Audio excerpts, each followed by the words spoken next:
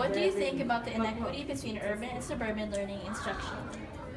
Well, I mean, there's definitely a disparity between urban and suburban. They have the ability to make changes much quicker in suburban environments and in urban environments, which are usually very large, very bureaucratic. There's a lot of other differences, economic, parent involvement, city involvement, so we don't have enough time to talk about all the differences.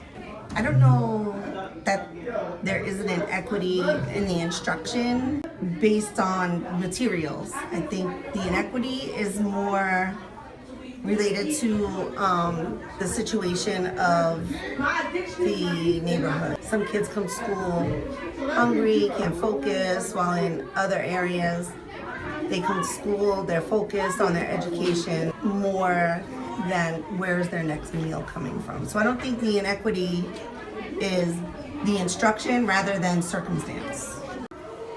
I think you have to make the best out of your current situation and work with what you have. No one really has an advantage over one another. Both institutions just have to have the proper funding, and hopefully from there you can achieve the excellence from your students and strive from that. What do you think you can do to change this? Overhauling the whole system. It's the only way that you could really make changes.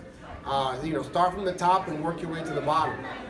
But you need a lot of political capital, you need a lot of will to make those changes. You need government, unions, the board, parents, everybody needs to be involved in order to make significant changes. I try to make sure that my students, if they have a problem, they know they can come and speak to me. So I try to keep my availability to them at all times, and just to make sure that they have lunch, breakfast. If they have issues, they know they can come to me. Just to really be an active member in the school community and be as proactive as possible to really help in any situation possible, to better myself and the students' situation, and just take it from there to be a better place to learn and to educate. Does working in a low-funded school affect your teaching? Interestingly, there's more money spent in some places in urban districts than in suburban districts.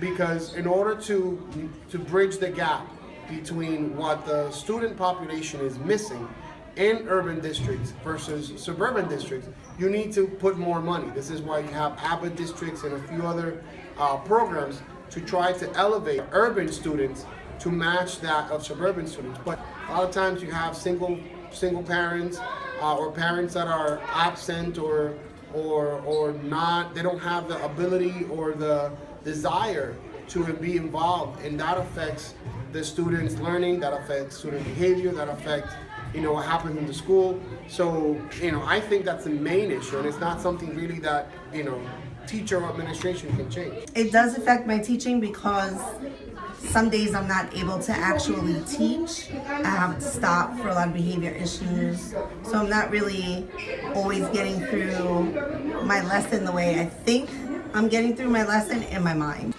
In a perfect world, I know that we have technology everywhere for every student to use, but however, that's not the case.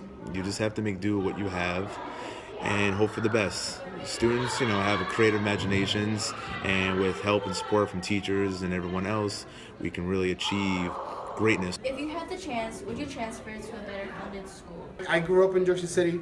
I moved away and I traveled an hour to come over here.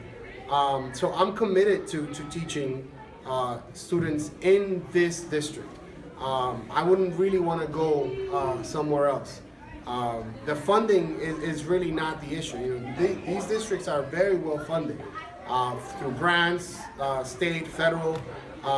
But the problem is that the funding stops at the school. So raising minimum wage, elevating the quality of life at home, I think will do more for students than throwing money at the school.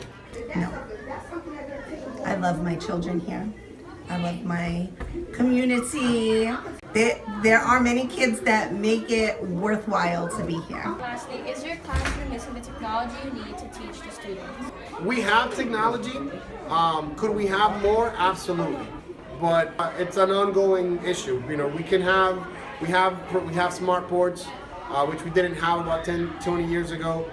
We have iPads, we have laptops, Could we have more of that? 100%. You can do things faster and better, but I think in order to really affect student learning, there needs to be something happening in what the students are bringing into the classroom, not what the students are finding in the classroom. I could use some more desktops, maybe some laptops instead of iPads.